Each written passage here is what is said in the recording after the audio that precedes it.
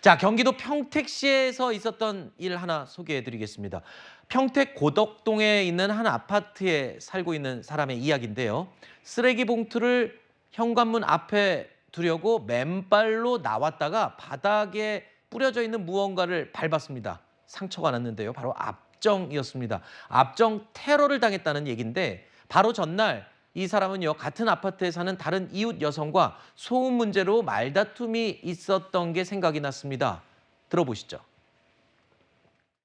밤 11시에 제가 애기를 키우는데 여기 저희 집 앞에서 되게 큰 소리로 싸우는 거예요. 그래서 제가 문 열고 혹시 다른 데 가서 일단 얘기 좀 해주시면 안 되냐 했더니 그 말 한마디로 일단 기분 나쁘다고, 내가 시끄러우면 얼마나 시끄럽다고.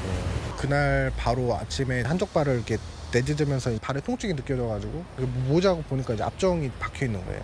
한 3-4개밖에 안 되니까 누구 흘렸나 했는데 압정 10몇 개가 더 있는 거예요. 그래서 이거 좀 이상하다. 근데 그 싸웠던 여성이 뿌린 거라는 건 확인이 된 겁니까? 그렇습니다. CCTV 영상을 분석해서 아하. 이 여성이 뿌린 사실을 확인했다라고 하는데, 이 여성은 고의성을 가지고 한 게 아니라 주머니에 넣어놓던 것이 떨어진 것이다라고 주장을 했지만, CCTV 내용상 장소를 특정해서 고의로 놓았다라는 것이 이제 어느 정도 확인이 된 것이고, 보시다시피 이렇게 실수로 뿌렸다고 하기엔 양도 많고요. 누가 그렇죠. 요즘에 압정을 주머니에 넣고 다니겠습니까? 본인도 찔릴 수 있는데요. 네. 그래서 이거는 고의성을 가지고 남을 해칠 목적이 있었다. 특수상해죄가 적용된 상황입니다. 위험한 물건으로 사람을 다치게 했다라는 건데, 실제로 이 집에 안에 있던 남성이 쓰레기 봉투를 현관문 앞에 두기 위해서 맨발로 나오다가 압정을 밟은 거죠. 전치 2주의 피해를 입었습니다. 맨발로 압정을 밟는다는 생각만 해도 굉장히 차갑고 아프잖아요. 네. 누군가라도 이렇게 누군가 밟을 수도 있고, 특히 다른 사람이 이렇게 밟을 수도 있는데, 이 여성에 대해서 경찰은 일단 둘은 하해는 시키고 복귀는 시켰지만 조사할 예정이라고 합니다. 네.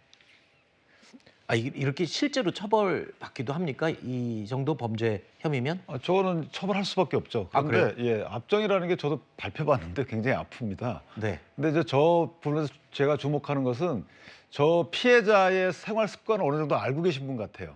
왜냐하면 맨발로 나온다는 거를. 나온다는 것을 본인이 알고서 압정을 깔아놨던 것 같거든요. 그러니까 네. 오랫동안 준비해온 거죠. 계획 범죄라고 지금 그러니까 말씀. 망설였던 것 같아요. 네네. 할까 말까 계속 망설였다가 결국은 한 것 같아요. 계속 이제 분쟁이 있었기 때문에 저 부분은 상당히 저는 질이 안 좋은 것이, 만약에 아이들이 밟았으면 어떡해요. 그러네요. 그러니까 저 본인이 대상으로 하는 그분도 밟으면 안 되겠지만 아이들이 밟았으면 더 큰 상처를 입었을 텐데. 알겠습니다.